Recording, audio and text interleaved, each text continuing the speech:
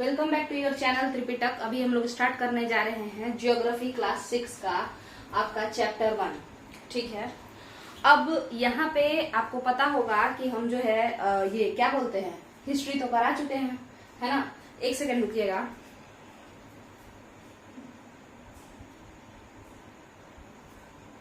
हाँ, तो हिस्ट्री तो हो चुका है, क्लास 6 का कंप्लीट हो चुका है। 12 चैप्टर था 2015 वाला जो ये है, मतलब पूरा का पूरा जो भी चैप्टर है, कोविड में थोड़ा बहुत चैप्टर को हटाया भी है, फिर मिला दिया है वापस से, बट हम लोग कोविड के पहले से ही पूरा कंप्लीट कर चुके हैं। ठीक है, जो भी एनसीईआरटी था तो हम पूरा एनसीईआरटी कंप्लीट कर दिए हैं क्लास 6 के हिस्ट्री का। इसके अलावा जो आपका वनडे एग्जाम में जो रटंत वाला जो क्वेश्चन आते रहता है, तो उसका तो चल ही रहा है। मॉडर्न इंडिया चल रहा है, बिहार हिस्ट्री कंप्लीट हो चुका है, मॉडर्न हिस्ट्री ऑफ बिहार, है ना, तो वो सब तो चल रहा है। बट यहाँ पे हम लोग और भी चीजों को देख रहे हैं। तो अब अगला जो सीरीज है एनसीईआरटी सीटीईटी का सीरीज क्लास 6 ज्योग्राफी चैप्टर 1 हम स्टार्ट लेते हैं। तो भाई वीडियो कैसा रहेगा, तो बाइलिंगुअल रखने का हम कोशिश करेंगे। 2-4 चीज अगर हम इंग्लिश या हिंदी में कुछ बोल देते हैं तो आप लोग उसको गूगल कर लीजिएगा कि उसको क्या, आपका जो भी पसंदीदा लैंग्वेज है उसमें उसको क्या बोलते हैं। शुरू करें, चलिए। तो सबसे पहले जो टॉपिक है वो है सेलेस्टियल बॉडीज। क्लास 6 के चैप्टर 1 के ज्योग्राफी में सबसे पहला जो टॉपिक है वो कहता है कि भाई सेलेस्टियल बॉडी क्या है। यहाँ देखिए, यहाँ पे लिखा हुआ है आपका सेलेस्टियल बॉडीज। ये सेलेस्टियल बॉडी क्या है, तो भाई सबसे पहला बात है कि इसको हिंदी में क्या कहते हैं, तो आकाशीय पिंड कहते हैं। ठीक है, तो कहा जाता है कि चाहे वो टाइनी पार्टिकल्स हो, सूक्ष्म कण ही क्यों ना हो, तो सूक्ष्म कण से लेकर के आकाश में, सूक्ष्म कण से लेकर के बड़े बड़े गैलेक्सी, बड़े बड़े आकाश गंगा, बड़े बड़े पूरा ब्रह्मांड में जो भी चीज पाया जाता है वो सब। ठीक है, सूक्ष्म कण से लेकर के कोई बड़ा बड़ा आकाश गंगा हो, कोई बड़ा बड़ा गैलेक्सी भी हो, सब मिला जुला दे हम, पूरा ब्रह्मांड ही, तो वो क्या कहलाता है, सेलेस्टियल बॉडीज, आकाशीय पिंड, माने आकाश में रहने वाले बॉडी। तो यहाँ पे आपका क्लियर है सेलेस्टियल बॉडी क्या होता है बाबू, मतलब एस्पिरेंट्स, सीटीईटी के लिए एस्पिरेंट्स और क्लास 6 के लिए बाबू बच्चा सब। तो जो भी लोग देखते हैं हम लोग यहाँ पे, तो यहाँ पे ये छोटा टाइनी पार्टिकल, छोटा पार्टिकल से लेकर के बड़ा से बड़ा गैलेक्सी, बड़ा से बड़ा आकाश गंगा, हम सबको मिला के क्या कहते हैं, हम सबको मिला के सेलेस्टियल बॉडी या आकाशीय पिंड कहते हैं। ये अब क्लियर होगा। अब ये आकाशीय पिंड, ये सेलेस्टियल बॉडी कितने तरीके के होते हैं, तो 2 तरीके के होते हैं। ये सेलेस्टियल बॉडी, ये आकाशीय पिंड कितने तरीके के होते हैं, 2 तरीके के होते हैं। तो 2 तरीका कौन कौन सा है, एक, और ये किस आधार पे हम इसको बांटे हैं। हाँ, तो देखिए, जिस बॉडी के पास अपना प्रकाश हो और अपनी हीट हो, ठीक है, यानी खुद का लाइट हो, खुद की हीट हो। हीट क्या होता है, हीट माने गर्मी, क्लियर है। देखिए, कई लोग हीट और टेम्परेचर को सेम समझते हैं, है ना।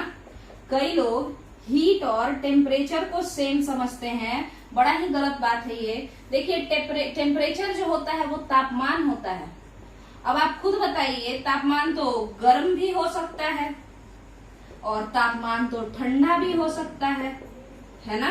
तो हमारे पास क्या है कि हमारे जो स्टार होते हैं वो कैसे होते हैं, उनके पास गर्मी होती है, वो ठंडे नहीं होते हैं, और उनमें प्रकाश भी होता है।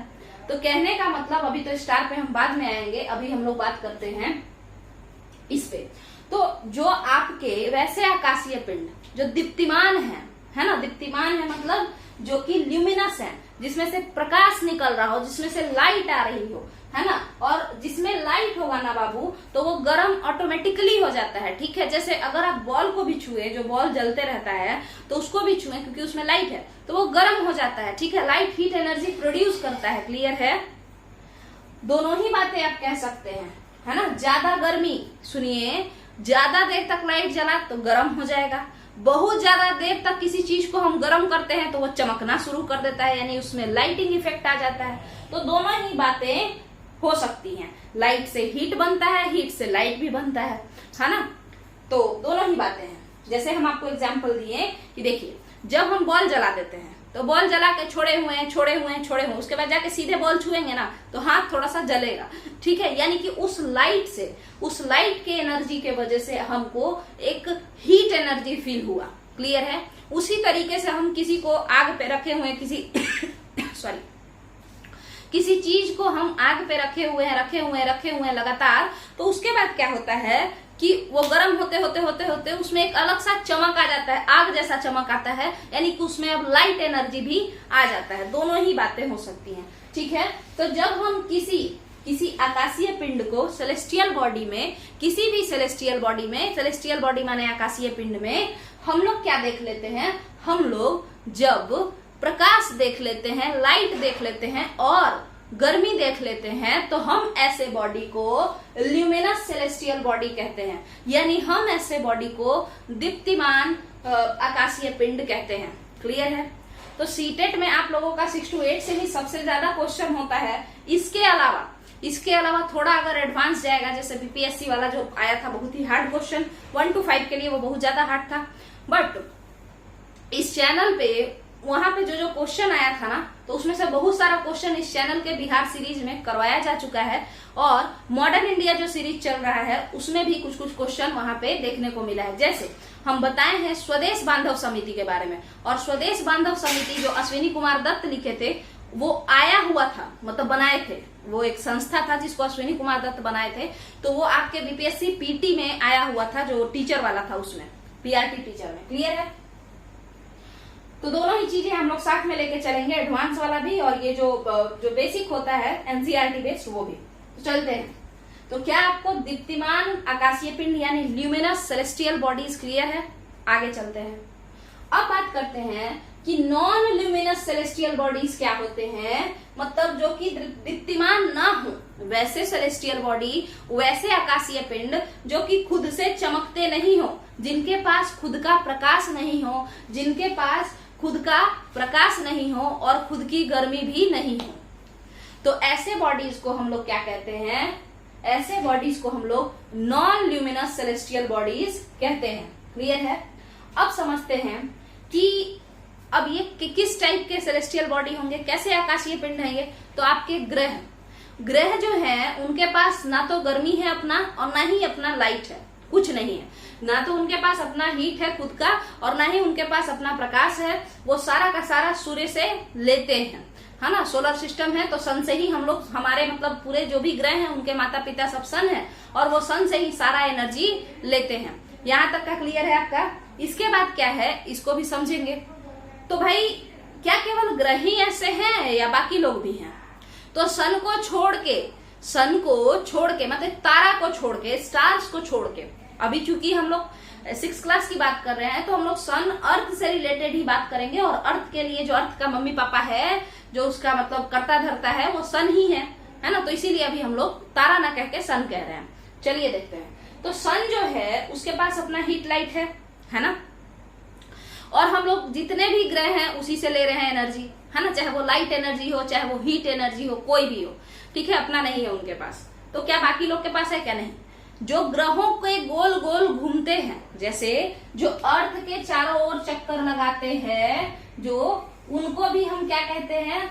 तो उनको हम सैटेलाइट कहते हैं, उपग्रह कहते हैं। तो वो उपग्रह भी अपना, उनके पास प्रकाश नहीं है, ना ही उनके पास अपनी गर्मी है। वो किससे ले रहे हैं? वो भी सन से ही ले रहे हैं, क्लियर है। यानी सोलर सिस्टम जो है वो सन के ही पैसे पे खा पी रहा है, ऐस कर रहा है, सीधे सीधे समझिए। तो ये सारे जो ग्रह हैं, तो उनके जो सन है वो पिता है, और वही सबका खर्चा दे रहे हैं, चाहे वो लाइट एनर्जी हो, चाहे वो हीट एनर्जी हो। क्या क्लियर है यहाँ तक? किसी के पास कुछ नहीं है, सब नंगा भूखा इंसान है ये लोग। चाहे जितने भी ग्रह हैं, सारा एनर्जी ये देते हैं, और उसी से हम लोग अपना फल फूल रहे हैं, जो भी ग्रह हैं, क्लियर है। तो नॉन ल्यूमिनस बॉडी कहेगा कि ये जो सन है क्या, तो सन एक तारा है। कोई भी बॉडी, कोई भी आकाशीय पिंड, आकाश में रहने वाला कोई भी बॉडी, कोई भी आपका ये क्या बोलते हैं सेलेस्टियल बॉडी जो है, वो अगर उसमें प्रकाश है, अगर उसमें हीट है, गर्मी है, तो ऐसे बॉडी को हम स्टार कहते हैं, ठीक है। तो जैसा कि हम लोग जानते हैं कि हमारे सन के पास हीट भी है और हमारे सन के पास क्या है, लाइट भी है। तो इसी वजह से हम कह सकते हैं कि हमारा जो सन है वो क्या है, हमारा स्टार है। क्लियर है?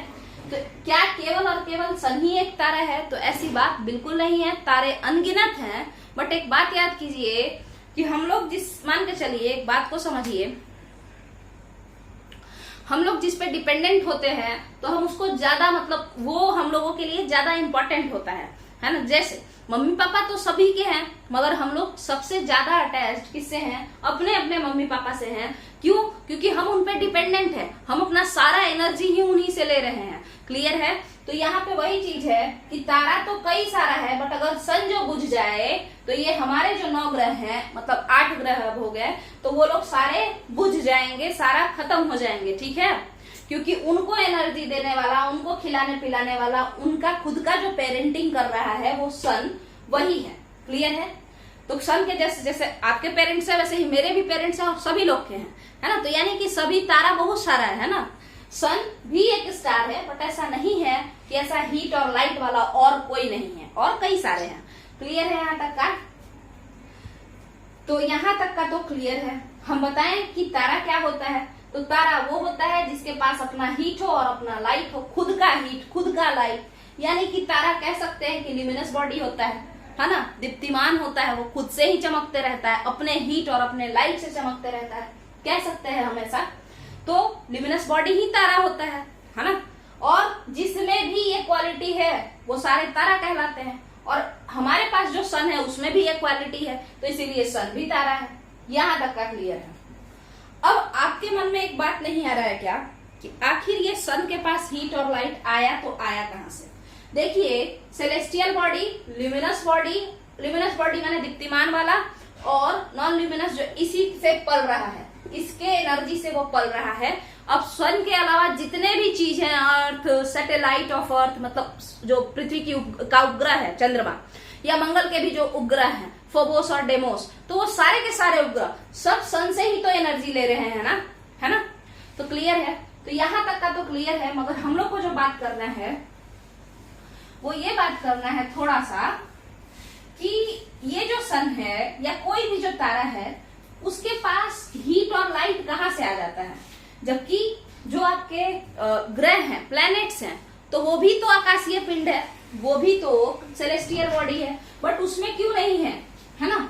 तो इसको हम लोग समझेंगे, थोड़ा सा समझते हैं। समझ आया तो भी ठीक है, नहीं समझ आया तो भी कोई दिक्कत नहीं है, क्योंकि ये थोड़ा एडवांस लेवल का बात है। मगर फिर भी हम लोग समझने का कोशिश जरूर करेंगे कि आखिर सन में लाइट कैसे आया, या किसी भी तारा में लाइट कैसे आता है। क्लियर है? तो देखिएगा, सन छोटे थे जब, तब उन्हें क्या हुआ कि हमेशा से ऐसा नहीं होता है कि कोई तारा हमेशा से चमकते रहता है। हर चीज का कभी ना कभी शुरुआत होता होगा, है ना। तो आपका जो गैलेक्सी है या आपका जो यूनिवर्स है, ब्रह्मांड जिसको हम कहते हैं, है ना, हम जिसे ब्रह्मांड कहते हैं, यूनिवर्स जो है ना। तो अब क्या है, इसमें बहुत सारा गैस भरा हुआ है ना, और दूर दूर ऐसे फैला हुआ है, ऐसे ऐसे सब फैला हुआ है। क्लियर है? मगर ये सब घूम रहे हैं, ठीक है, क्योंकि क्या है, जैसे सुनिएगा, जैसे इंसान का नेचर क्या है, वो ऐसे ऐसे करके चलेगा, है ना। मतलब हम लोग रेंग रेंग के नहीं चलते हैं ना, हम लोग अपना पैर रख रख के चलते हैं। उसी तरीके से किसी छिपकली का नेचर क्या है, रेंग रेंग के चलेगी। रेप्टाइल्स का नेचर यही है कि वो रेंगेगा लोग, है ना। तो उसी तरीके से ये जो सेलेस्टियल बॉडी हैं, जो आकाशीय पिंड हैं, उनका नेचर है कि वो ऐसे गोल गोल घूमते रहते हैं। अच्छा, आपको बता दें कि ये लोग सर्कुलर पाथ में नहीं घूमते हैं, ये लोग एलिप्टिकल पाथ पे घूमते हैं। किस पाथ पे घूमते हैं? एलिप्टिकल पाथ पे। ये एलिप्टिकल पाथ क्या होता है? तो देखिए, एक तो ये वृत्ताकार पथ है जिसपे ये घूमेगा कोई भी आकाशीय पिंड। जैसे इंसान, एक सेकंड रुकिएगा,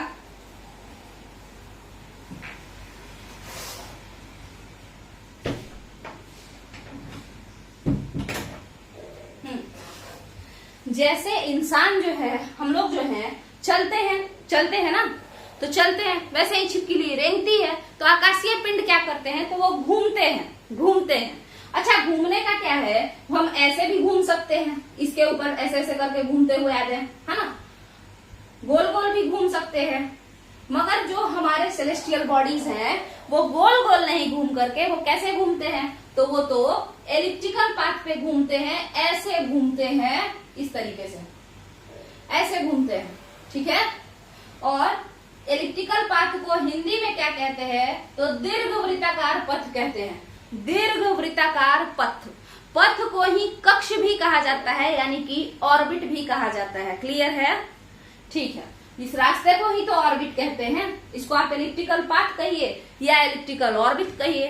क्लियर है, या आप इसको या तो दीर्घवृत्ताकार पथ कहिए या दीर्घवृत्ताकार कक्ष कहिए, कोई फर्क नहीं पड़ता है, ठीक है। तो हर चीज जो है ऐसे ही घूम रहा है, जैसे हम बता चुके हैं, हर चीज आकाश में जो भी है सब ऐसे ऐसे घूम रहा है। क्लियर है। तो यहाँ पे बहुत सारा गैस है, ठीक है, और ये जितने भी गैस हैं ये सारे के सारे क्या कर रहे हैं, घूम रहे हैं, घूम रहे हैं, घूम रहे हैं।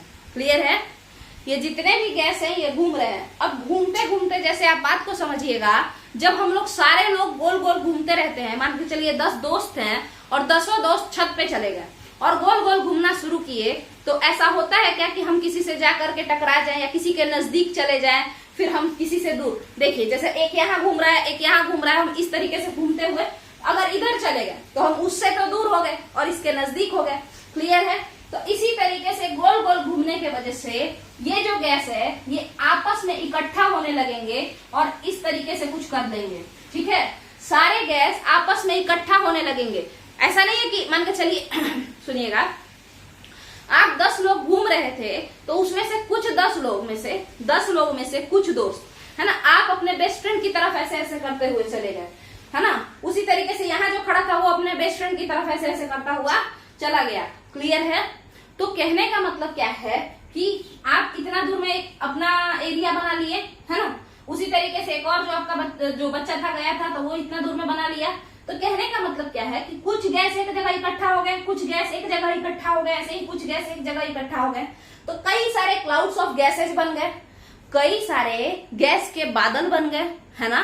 तो यही क्लाउड्स ऑफ गैसेज क्या कहलाते हैं, यही क्लाउड्स ऑफ गैसेज कहलाते हैं बाबू नेब्यूला। क्या कहलाते हैं, नेब्यूला। क्लियर है। क्लाउड्स ऑफ गैसेज, गैसों के बादल, नेब्यूला कहलाते हैं। ये नेब्यूला अब और मतलब गोल गोल गोल गोल तो घूमते ही रहेगा, और जिसके वजह से ये पूरा एकदम जैसे समझिए गोल गोल घूम घूम के और पूरा सिकुड़ जाएगा, ठीक है, पूरा सिकुड़ जाएगा। और सिकुड़ने के वजह से, देखिए सिकुड़ने की वजह से मान के चलिए आप और आपके दोस्त, फिर समझते हैं, आप और आपके दोस्त जब एकदम करीब आ गए हैं फिर भी गोल गोल घूमे जा रहे हैं, तो आपको क्या लगता है, आप दोनों एक दूसरे से टकराएंगे और नजदीक चले जाएंगे, है ना, और नजदीक, फिर और नजदीक, है ना। और उसके वजह से फिर बहुत नजदीक जब रहेंगे, टकराएंगे, तो क्या होगा, हीट एनर्जी प्रोड्यूस होगा। बहुत नजदीक, जैसे कोई क्लास है उसमें पूरा भीड़, खचाखच भीड़ हुआ है, तो बताइए कितना ज्यादा वहां पे उस क्लास में गर्मी लगता है, आप लोग खुद बताइए, है ना। क्यों, क्योंकि वहां पे बहुत ज्यादा लोग इकट्ठे हो गए हैं, ठीक है। तो जो बहुत सारे लोग करीब करीब बैठे हैं, ठीक है, तो जिस वजह से, तो उसी तरीके से जब बहुत सारे गैस, नेब्यूला तो बन ही गया है, इकट्ठा हो गया है, अब और नजदीक जा रहा है, तो इसी वजह से और ज्यादा टेम्परेचर राइज होना शुरू हो जाएगा, उस नेब्यूला का टेम्परेचर राइज होना शुरू हो जाएगा। तो अब देखिए, मान लीजिए यही वो नेब्यूला है जो आगे चल के स्टार बनेगा। तो देखिएगा, अब ये इतना हो गया, गोल गोल घूमते हुए इतना नजदीक आ गया, उसके बाद इतना नजदीक आ गया, सब एकदम एक जगह आ गया। क्लियर है। तो बताइए और ज्यादा हीट, गर्मी और ज्यादा बढ़ गई। तो ये जो गर्मी है पूरा 10 के पावर 7 डिग्री सी जब पहुंच जाती है, यानी कि जब ये गर्मी 10 पे 7 जीरो पहुंच जाता है ना, मतलब ये गर्मी जब 10 के पावर 7 का मतलब होता है 10 को 7 बार गुना करना है, ठीक है। जैसे 1 बार, 2 बार, 3 बार, 4 बार, 5 बार, 6 बार, 7 बार। अब जोड़िए कितना है, 1 2 3 4 5 6 7, है ना। यानी कि जब ये गर्मी अगर 1 डिग्री गर्मी बढ़ा तो क्या स्टार बन जाएगा क्या। देखिए सुनिए ध्यान से, गर्मी तो बढ़ना शुरू हो गया इसके चिपकने के वजह से, नेब्यूला के और ज्यादा चिपकने के वजह से गर्मी तो बढ़ना शुरू हो गया, ठीक है। मगर अभी लाइट नहीं आया है, और जब तक लाइट नहीं आया है तब तक वो काहे का स्टार, स्टार तो खुद के लाइट से चमकता है। ठीक है, तो प्रकाश कब आएगा? जब ये गर्मी बढ़ के इतना हो जाएगा, इतना। ठीक है, तो देखते हैं, देखिए 3 3 6 1 7, हमने कहा 10 के पावर 7। तो यहाँ देखिए इकाई, दहाई, सैकड़ा, हजार, 10,000, लाख, 10 लाख, करोड़। यानी कि जब ये नेब्यूला इतना नजदीक आ जाए कि इसके अंदर की गर्मी 1 करोड़ डिग्री सी हो जाए, इसके अंदर की गर्मी, इसके अंदर का टेम्परेचर 1 करोड़ डिग्री सेल्सियस हो जाए, तब इसमें से हल्का हल्का आग निकलना शुरू हो जाता है। ठीक है, और जैसे ही आग निकलना शुरू हो जाएगा, आग से क्या होता है बाबू? तो आग से ही तो लाइट नजर आता है। तो बताइए, कोई एक ऐसा आकाशीय पिंड जिसमें कि हीट हुआ और उसके बाद उसके वजह से इसमें लाइट आ गया, जब वो 1 करोड़ डिग्री सी गर्म हो गया, तब उसमें लाइट आना शुरू हो गया, आग लग गया और जिसके वजह से लाइट आना शुरू हो गया। तो बताइए, लाइट और हीट जिसमें हो, क्या वही आकाशीय पिंड, क्या वही सेलेस्टियल बॉडी, क्या वही सेलेस्टियल बॉडी स्टार नहीं कहलाता है? क्या वही सेलेस्टियल बॉडी जिसमें कि लाइट और हीट हो, वही ना स्टार कहलाता है? और जिसमें लाइट होता है उसी को ना हम ल्यूमिनस बॉडी कहते हैं। तो आपका स्टार इसी तरीके से बना है। क्या क्लियर है? आप लोग को क्या ये समझ में आया कि आपका स्टार किस तरीके से बना है? अगर ये आपको नहीं समझ में आया तो इसको 2-3 बार देखिए, और फिर भी नहीं समझ में आया तो नीचे कमेंट में बताइए, हम केवल स्टार कैसे बना उसको एक अलग वीडियो में एक्सप्लेन करेंगे। अगर नहीं समझ में आया तो बट प्लीज 2-3 बार देखने के बाद ही इस तरीके का कहिएगा कि नहीं समझ में आ रहा है। क्लियर है? एक बार ध्यान से ट्राई कीजिएगा किस तरीके से स्टार बनता है। क्लियर है? अब हम लोग आगे पढ़ेंगे। स्टार तो बना दिए है ना, चलिए आगे देखते हैं। अच्छा, सीटेट वाले लोग, बात ऐसा है कि हम ऐसा देखे हैं कि सीटेट के लोग जो हैं तो उन लोगों को क्वेश्चन आंसर वाला वीडियो बहुत ज्यादा ये मतलब डिमांड रहता है कि क्वेश्चन आंसर।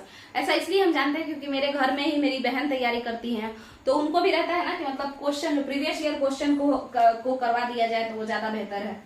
मगर ना ये बोर्ड इतना छोटा है कि आप लोग का 4 क्वेश्चन यहाँ पे लिखाता है और बोर्ड पूरा भर जाता है, तो ना एक्सप्लेन करने में अच्छे से बनता है। वैसा होता है कि 50-50 क्वेश्चन एक बार में करा देते तो थोड़ा मजा भी आता है। तो इसीलिए जब भी ये चैनल ग्रो हो जाए या जैसे भी अगर मेरे पास थोड़ा रिसोर्स आए तो हम यहाँ पे जब स्मार्ट बोर्ड लगाएंगे, जब चैनल ग्रो हो जाएगा तो उसके बाद ही हम यहाँ पे कुछ कर सकते हैं। यानी कि आपका जो एग्जाम ओरिएंटेड जो ये PYQ होता है, प्रीवियस ईयर क्वेश्चन, उसको करवा सकते हैं। बट हाँ, इस वीडियोस को, इस जो आपका लेक्चर है, उस लेक्चर को देखने के बाद आप खुद भी अपने से भी जो है क्वेश्चन आंसर लगा सकते हैं। ठीक है?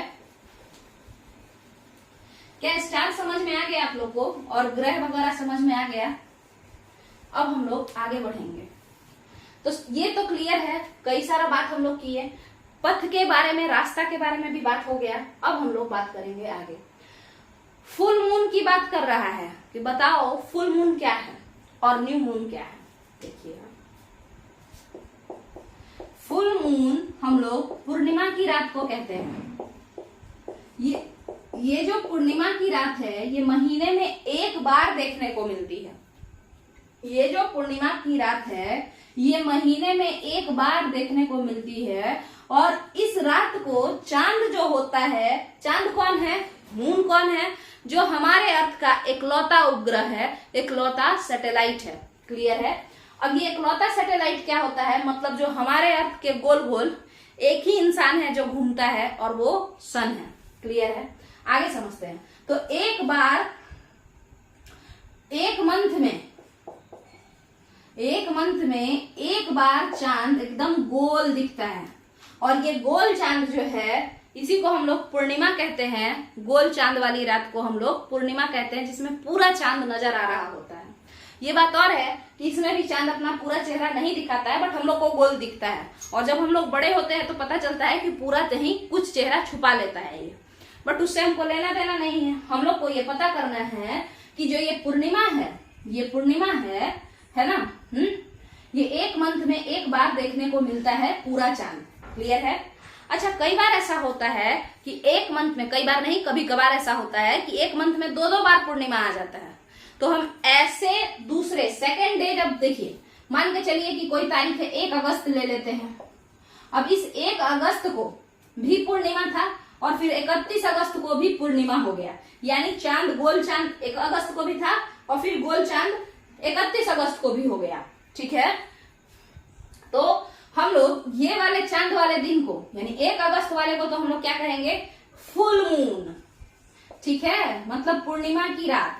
वैसे तो हिंदी में इसको भी कहेंगे पूर्णिमा की रात, मगर इंग्लिश में इसको कहते हैं ब्लू मून। क्लियर है, इंग्लिश में इसको क्या कहते हैं, ब्लू मून, यानी second full moon of a month.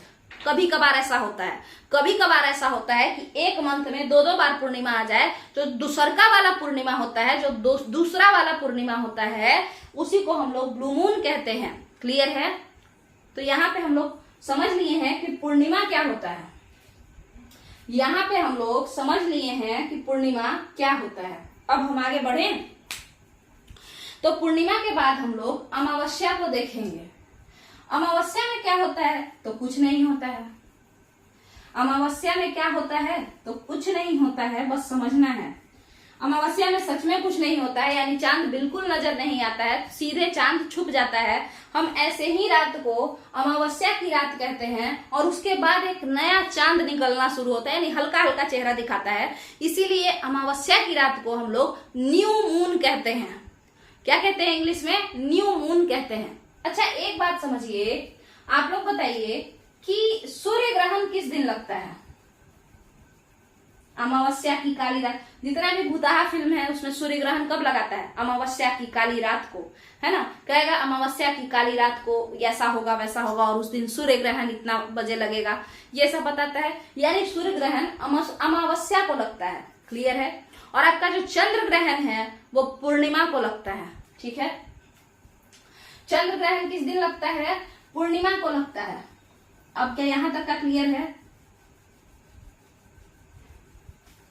जब हम लोग आगे बढ़ेंगे, आगे के क्लास मतलब इसी क्लास के अगले चैप्टर्स वगैरह में बढ़ेंगे, तो एक्लिप्स के बारे में दिया होगा, वहां पे हम आपको ग्रहण के बारे में समझाएंगे कि आखिर ग्रहण कैसे लगता है। मगर इतना याद रख लीजिए कि जो आपका चंद्र ग्रहण है वो पूर्णिमा को लगता है, जबकि जो सूर्य ग्रहण है वो अमावस्या को लगता है।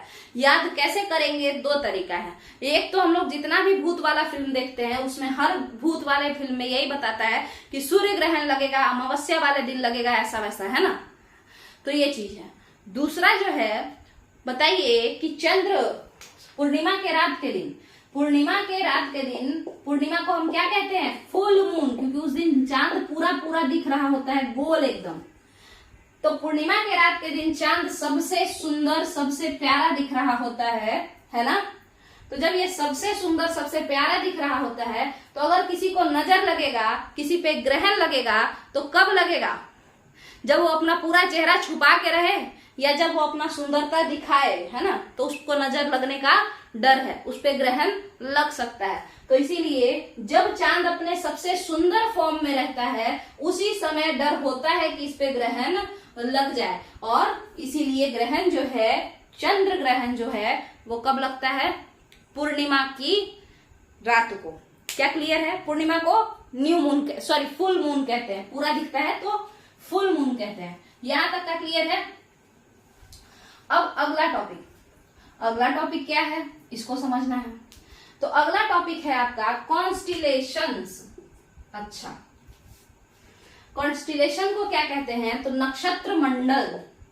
हिंदी में कॉन्स्टिलेशन को कहते हैं नक्षत्र मंडल। कहीं ना कहीं हमारे पास जो राशि होते हैं, राशि वो इसी नक्षत्र मंडल से ही तैयार होते हैं। जैसे किसी का स्कॉर्पियो यानी कि मकरी राशि होता है ना, तो मकरी शेप का उस समय सब बना हुआ होगा, जो भी है, बट यही है नक्षत्र मंडल, कॉन्स्टिलेशन, हम लोग इसको समझते हैं। कॉन्स्टिलेशन को अगर हम समझने का कोशिश करें तो आप लोग को बता दें कि जब ग्रुप ऑफ स्टार मिल करके किसी एक शेप का निर्माण करते हैं, when group of star creates a shape, किसी भी तरीके का शेप, अब जैसे हो सकता है वो गधे जैसा शेप हो सकता है सारा ग्रुप ऑफ स्टार मिल करके भालू जैसा शेप बना दे, हो सकता है कुछ ग्रुप ऑफ स्टार यानी कुछ तारे मिल करके जो है आपका कुत्ता जैसा शेप बना दे, है ना।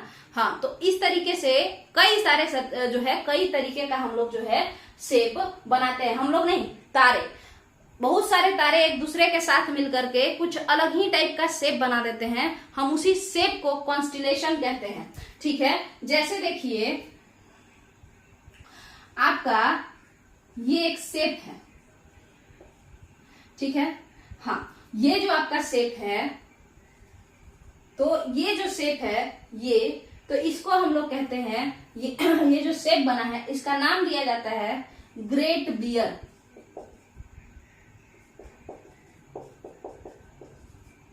उर्सा मेजर, उर्सा मेजर, और हिंदी में सप्तऋषि, सप्तऋषि।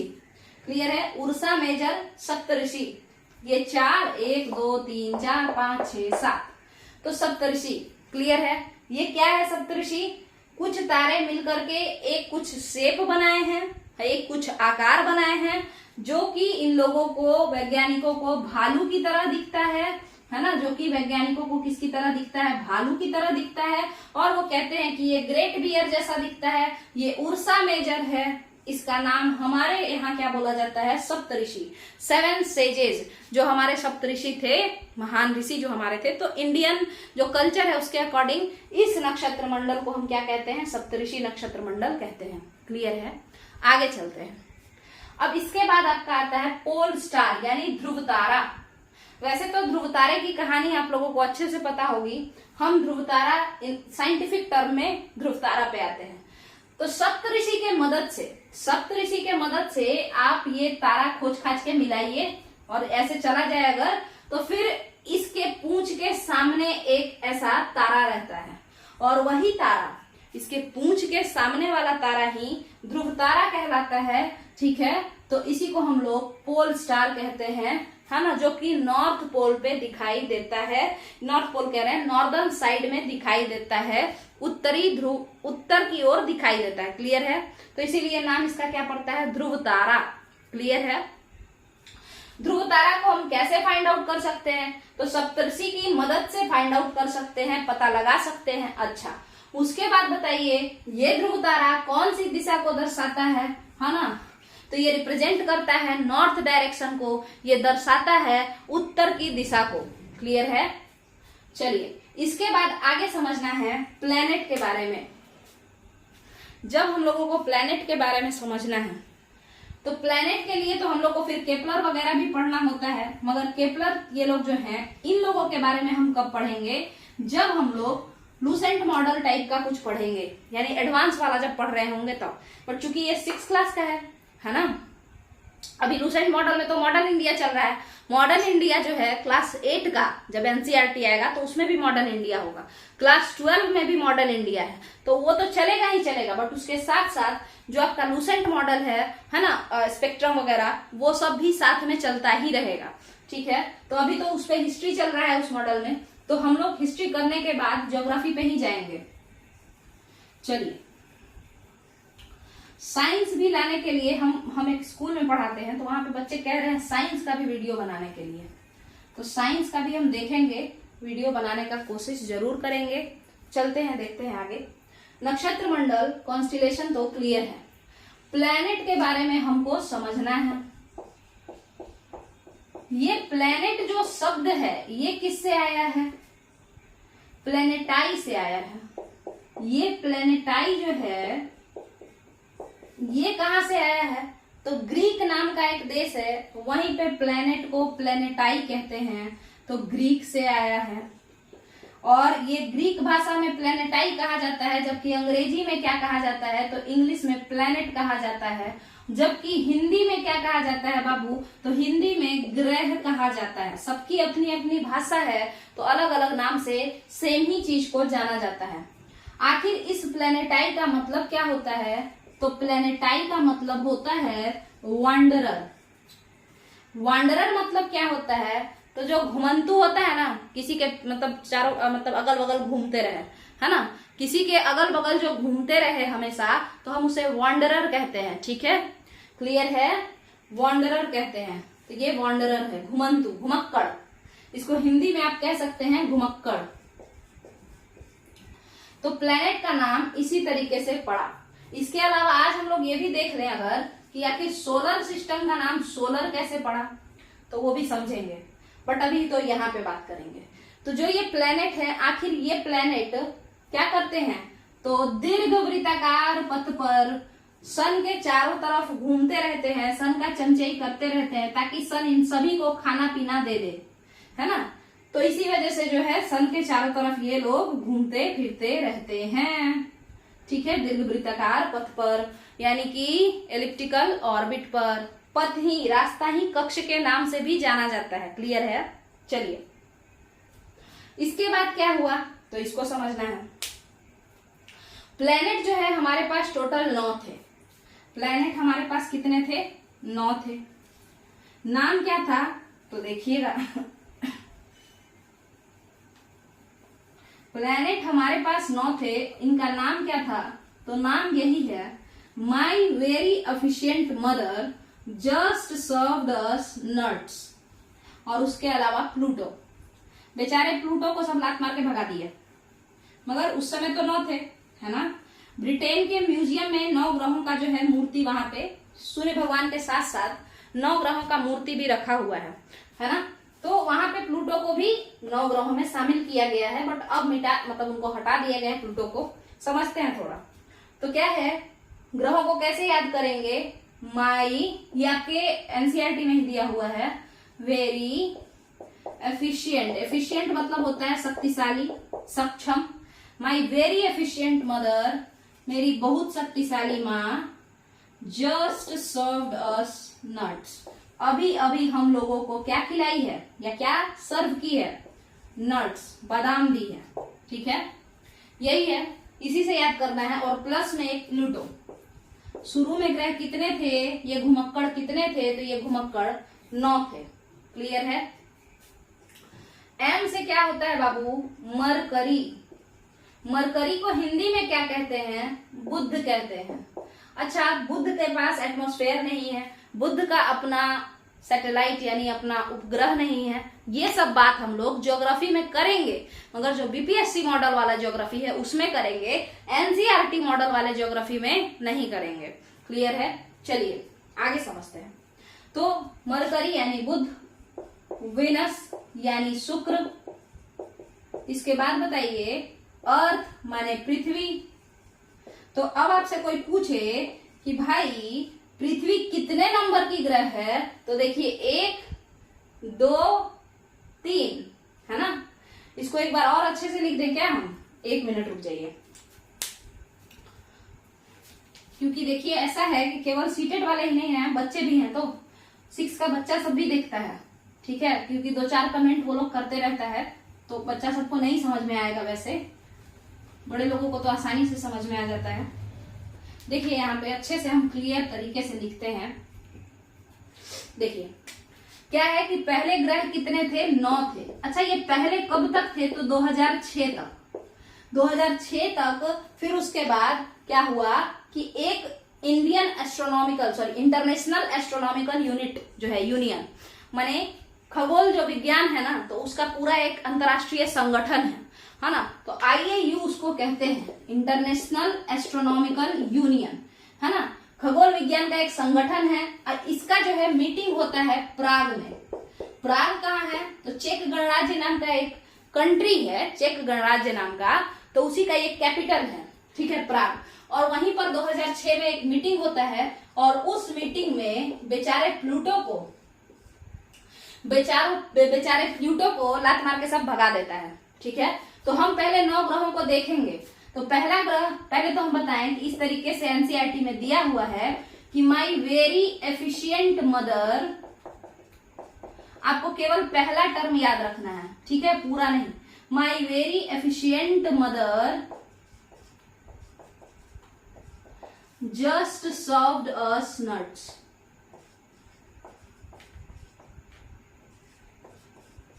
क्या क्लियर है क्या? तो भाई मैं इसे एम से यहां से मरकरी, क्लियर है?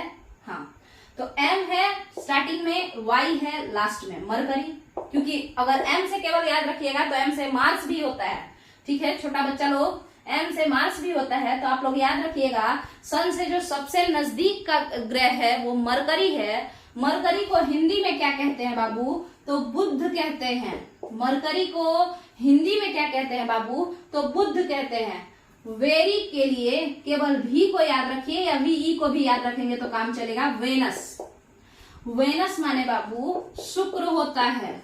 आगे एफिशिएंट में ई को याद रखना है। एफिशिएंट से अर्थ मतलब पृथ्वी होता है। अगर ये पृथ्वी है तो ये कितने नंबर की है? सन से कितने नंबर पे है? तो सन से पहले नंबर पे मरकरी, सन से दूसरे नंबर पे वेनस, सन से तीसरे नंबर पे अर्थ। क्लियर है? अब इस मदर से क्या होगा भाई? मार्स। मार्स को हिंदी में क्या कहते हैं? मंगल, ठीक है। तो ये चौथे नंबर का है। उसके बाद जुपिटर, जुपिटर माने JUPITER, जुपिटर। जुपिटर माने बृहस्पति, ठीक है, जुपिटर माने Brihaspati. Third, S for Saturn, Saturn माने शनि। और अस से यूरेनस, यूरेनस माने अरुण। अच्छा, कितने लोगों को इसमें कंफ्यूजन होता है कि यूरेनस अरुण है कि नेपच्यून अरुण है। तो यूरेनस को आप यूरेनस ना पढ़ के अरुणस पढ़िएगा, क्योंकि यू को कहीं कहीं अ भी पढ़ते हैं, ठीक है। यू को अ भी तो पढ़ सकते हैं, तो आप अरुणस याद रखने के लिए यूरेनस को अरुणस पढ़िएगा। नर्स का होता है, नर्समैन निकाल लीजिए, नेपच्यून। नेपच्यून माने वरुण। तो ये 8वें नंबर का था। और उसके बाद जिसको ये लोग लात मार के भगा दिया वो था प्लूटो। प्लूटो को हम कहते हैं यम। क्लियर है? अब बात आता है कि इस प्लूटो को इन लोगों के ग्रुप से काहे भगा दिया गया। तो देखिएगा, ये जो प्लूटो है आपका, सुनिए, हर जितने भी ग्रह हैं सबका अपना अपना रास्ता है।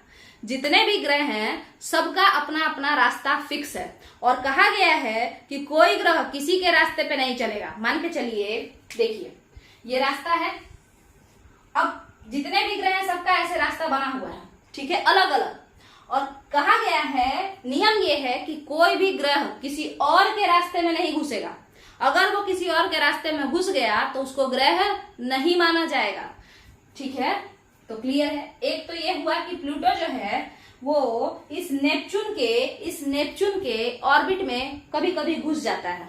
प्लूटो पगला जाता है और रहे रहे नेपच्यून यानी वरुण के पथ पे घुस जाता है। वरुण जिस रोड को फॉलो करता है उस रोड पे प्लूटो घुस जाता है।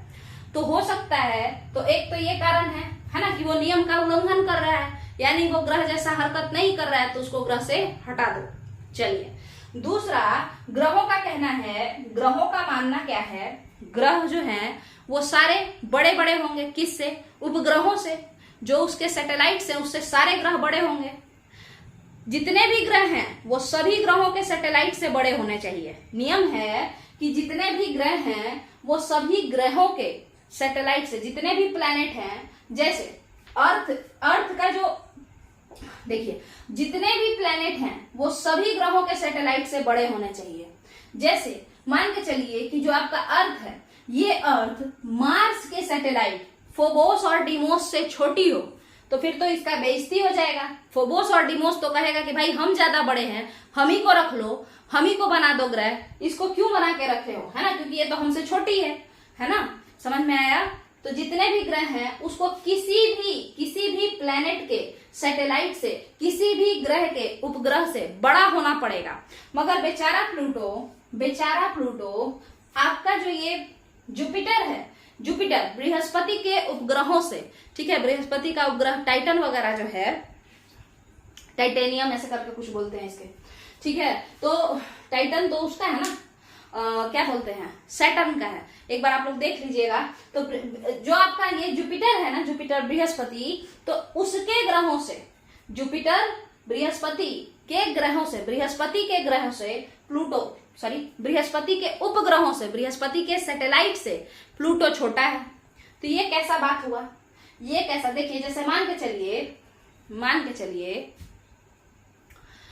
कि टीचर लोग का ग्रुप बैठा हुआ है ना, टीचर लोग का ग्रुप बैठा हुआ है, सभी लोग टीचर हैं, और उसमें से एक कहे क्या कि हम तो, उसको छोड़िए, टीचर को हटाइए, एक बड़े बड़े बिजनेसमैन का मीटिंग है और उसमें एक बिजनेसमैन आया और उसके सर्वेंट से दूसरा बिजनेसमैन गरीब है, ठीक है।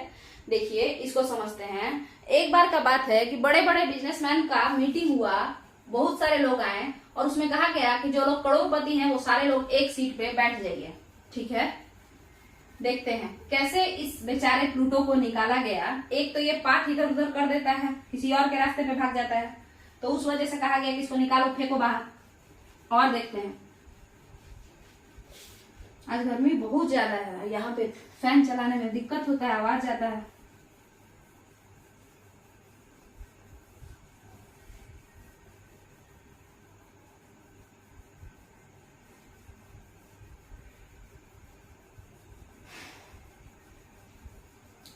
देखिए एक मीटिंग हुआ, उसमें सभी बिजनेसमैन को कहा गया कि सब लोग आइए और जो लोग करोड़पति होंगे उन्हीं को सीट पे बैठने दिया जाएगा। और टोटल कितने सीट लगाए गए, तो 9 सीट लगाए गए। टोटल सीट कितने लगाए गए, तो 9 सीट लगाए गए, 9 कुर्सी लगा दिया गया, 4 3 7 और 2 9। क्लियर है। अब हुआ सभी लोग एक करके जितने, तब अच्छा आपके पास इतना करोड़ है तो आप करोड़पति हुए, तो मरकरी बैठ गया। फिर उसी तरीके से सभी लोग बैठते गए। फिर इसी तरीके से आपका जो जुपिटर है, जो कि 5वें नंबर पे आता है ना, तो जुपिटर भी बैठ गया, करोड़पति था वो। और यहाँ पे आपका प्लूटो बैठा हुआ है, ठीक है। तभी पता चला कि प्लूटो तो करोड़पति है, उसके पास 1 ही करोड़ रुपया है। प्लूटो करोड़पति तो है बट उसके पास 1 ही करोड़ रुपया है। और जो आपका जुपिटर है, हाँ गैनीमेड, जुपिटर की जो मतलब बृहस्पति का जो उपग्रह है ना, उसका नाम गैनीमेड है। तो जो गैनीमेड है, ठीक है, गैनीमेड जो है जुपिटर का उपग्रह, यानी जुपिटर का नौकर कह लीजिए, एग्जाम्पल दे रहे हैं, ऐसा दिल पे लेने वाला बात नहीं है। जुपिटर के गोल गोल जो घूमता है उसी के पास 5 करोड़ रुपया है। और प्लूटो जो है, जिसको कि बोला गया कि आप करोड़पति के सीट पे बैठ जाइए, तो उसके पास करोड़ तो है बट वो 1 ही करोड़ है। तो बताइए किसको ज्यादा हक है यहाँ बैठने का, प्लूटो को कि गैनीमेड को, बताइए। तो फिर गैनीमेड बैठेगा, प्लूटो को लात मार के हटाया जाएगा, तो हटा देते हैं। अब अगर गैनीमेड बैठ जाएगा तो क्या जुपिटर अपने नौकर के साथ बैठना पसंद करेगा क्या? नहीं करेगा ना, कहेगा कि भाई मेरा स्टेटस इससे क्यों मैच करा रहे हो, मेरे लेवल के लोगों को बैठाओ। तो इसीलिए कहा गया कि भाई प्लूटो तुम तो गायब हो जाओ, ये सीट अब आज से ड्वार्फ प्लैनेट कहलाएगा। अब तुम करोड़पति में नहीं, तुम लखपति में आओ, 100 लाख वाले लखपति हो तुम, ठीक है। हटा दिया गया इसको। और गैनीमेड को उपग्रह ही छोड़ दिया गया, इसको ग्रह नहीं बनाया जा सकता है। इसका कारण अलग है, पता है आपको। गैनीमेड ग्रह किसको बना सकते हैं, जो सन की परिक्रमा करता हो। गैनीमेड तो बृहस्पति की परिक्रमा करता है, तो उसको भी तो ग्रह नहीं बना सकते हैं। दोनों कंडीशन फुलफिल होना चाहिए ना, सन की परिक्रमा भी करना चाहिए, किसी और के रास्ते में भी नहीं घूमना चाहिए। उसके अलावा जो है किसी और ग्रह से छोटा भी, सॉरी किसी भी ग्रह के नौकर से, यानी किसी भी ग्रह के सैटेलाइट से छोटा नहीं होना चाहिए, नहीं तो ये लोग अपने साथ नहीं बैठाएंगे। इसीलिए प्लूटो को सब लात मार के भगा दिया कि भाई तुम भाग जाओ, तुम्हारा हैसियत बड़ा कम चल रहा है, तुमसे अमीर तो मेरे नौकर हैं। बेइज्जती हो जाएगा साथ में बैठने पे। क्लियर है? तो आपका ये बात क्लियर है। हाँ, अब समझते हैं यहाँ पे क्या सोलर सिस्टम आपका बाकी है और बाकी चीजें बाकी हैं, तो हम उसको कल अगले वीडियो में बता देंगे, क्योंकि गर्मी की वजह से काफी ज्यादा यहाँ पे दिक्कत सा हो रहा है, ठीक है। तो अगले वीडियो में हम लोग इसको देखेंगे। यहाँ तक आपका मेरे हिसाब से क्लियर हो गया होगा कि आखिर प्लूटो को क्यों अब नहीं माना जाता है। क्लियर है? तो बाकी आप लोग को अगर अच्छे से समझ में आया है, वीडियो बड़ा ही आराम से हम बनाने का कोशिश किए हैं, क्योंकि हिस्ट्री की तरह इसमें कहानी नहीं होता है, इसमें कॉन्सेप्ट होता है, अच्छे से समझाना पड़ता है ज्योग्राफी को, तो इसीलिए हम आराम से बनाने का कोशिश किए हैं। अगर आपको ये वीडियो समझ में आए तो नीचे कमेंट में पक्का मेरा बड़ाई कीजिएगा। बड़ाई करने से क्या होगा कि हमको मोटिवेशन मिलेगा। और उसके अलावा नहीं समझ में आया हो तो क्या नहीं समझ में आया है, क्या दोबारा जरूरत है वीडियो को बनाने का, कोई टॉपिक अगर नहीं समझ में आया तो आप लोग उसको भी कमेंट कर सकते हैं। बाकी तो वीडियो को लाइक कीजिए, वीडियो को शेयर कीजिए, चैनल को सब्सक्राइब कीजिए। चलिए, थैंक यू।